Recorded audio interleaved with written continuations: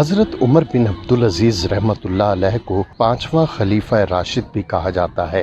آپ کے دور میں زمین عدل و انصاف سے بھر گئی، جس کی وجہ سے آپ کو حضرت ابو بکر صدیق رضی اللہ تعالیٰ عنہ، حضرت عمر فاروق رضی اللہ تعالیٰ عنہ، حضرت عثمان غنی رضی اللہ تعالیٰ عنہ اور حضرت علی رضوان اللہ علیہم اجمعین کے بعد پانچواں خلیفہ راشد قرار دیا جاتا ہے۔ آپ جب تک خلیفہ نہیں بنے تھے تب تک آپ کے مال و دولت کا اندازہ کرنا بھی مشکل تھا، لیکن جیسا ہی یہ بار گراں آپ کے کندھوں پر آیا تو آپ نے اتنی سادہ زندگی اختیار کی کہ اس کی مثال ڈھونڈنے سے بھی نہیں ملتی۔ آپ نے اپنا سارا مال و دولت بیت المال میں جمع کرا دیا، یہاں تک کہ اپنی بیوی کے زیورات بھی مسلمانوں کے خزانے میں جمع کرا دیے۔ آپ کا تعلق بنو امیہ سے تھا۔ آپ کے خاندان نے اپنی خلافت و حکومت کے زمانے میں اچھی جاگیروں پر اپنے استحقاق سے زیادہ قبضہ کر لیا تھا، جس میں دوسرے مسلمانوں کی حق تلفی ہوئی تھی، مگر چونکہ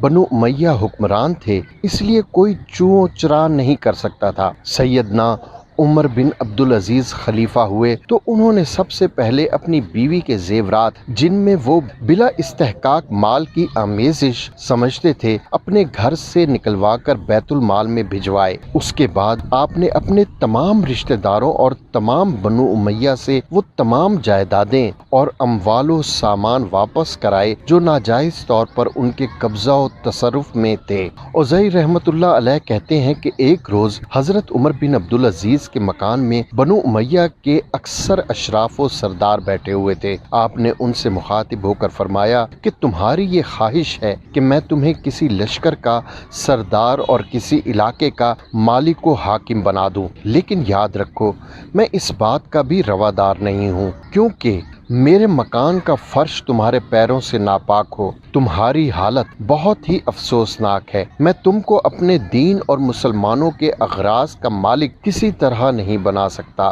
انہوں نے عرض کیا کہ کیا ہم کو بوجہ قرابت کوئی حق اور کوئی فضیلت حاصل نہیں؟ آپ نے فرمایا کہ اس معاملے میں تمہارے اور ایک ادنا مسلمان کے درمیان میرے نزدیک رتی برابر فرق نہیں ہے۔ مسلمہ بن عبد المالک کا قول ہے کہ میں عمر بن عبدالعزیز رحمۃ اللہ تعالیٰ کی عیادت کے لیے گیا تو دیکھا کہ وہ ایک میلا کرتا پہنے ہوئے ہیں۔ میں نے اپنی بہن یعنی ان کی بیوی سے کہا کہ تم ان کا کرتا دھو کیوں نہیں دیتی؟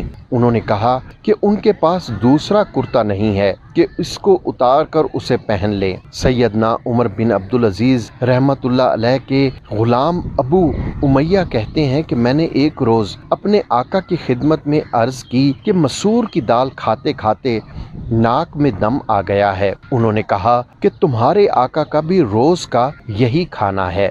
ایک روز اپنی بیوی سے کہا کہ انگور کھانے کو جی چاہتا ہے، اگر تمہارے پاس کچھ ہو تو دو۔ انہوں نے کہا کہ میرے پاس تو کوڑی بھی نہیں، تم باوجود یہ کہ امیر المومنین ہو تمہارے پاس اتنا بھی نہیں کہ انگور لے کر کھا لو۔ آپ نے فرمایا کہ انگوروں کی تمنا دل میں لے جانا بہتر ہے بنسبت اس کے کہ کل کو دوزخ میں زنجیروں کی رگڑیں کھاؤں۔ عمر بن مہاجر کہتے ہیں کہ حضرت عمر بن عبدالعزیز کا جی انار کھانے کو چاہا۔ آپ کے ایک عزیز نے انار بھیج دیا۔ آپ نے اس کی بہت ہی تعریف کی اور اپنے غلام سے فرمایا کہ جس شخص نے یہ بھیجا ہے اسے میرا سلام کہنا اور یہ انار واپس کر کے کہہ دینا کہ تمہارا ہدیہ پہنچ گیا۔ غلام نے کہا کہ اے امیر المومنین، یہ تو آپ کے قریبی عزیز نے بھیجا ہے، اس کو رکھ لینے میں کیا مذائقہ ہے؟ آخر رسول اللہ صلی اللہ علیہ وآلہ وسلم بھی تو ہدیہ قبول فرما لیا کرتے تھے۔ آپ نے فرمایا رسول اللہ صلی اللہ علیہ وآلہ وسلم کے لیے ہدیہ تھا مگر میرے لیے رشوت ہے۔ یوسف بن مالک کا قول ہے کہ ہم حضرت عمر بن عبدالعزیز کے جسد خاکی کو قبر میں اتار رہے تھے کہ آسمان سے ایک کاغذ گرا جس پر لکھا ہوا تھا کہ خدا تعالیٰ نے عمر بن عبدالعزیز کو آتش دوزخ سے نجات دے دی ہے۔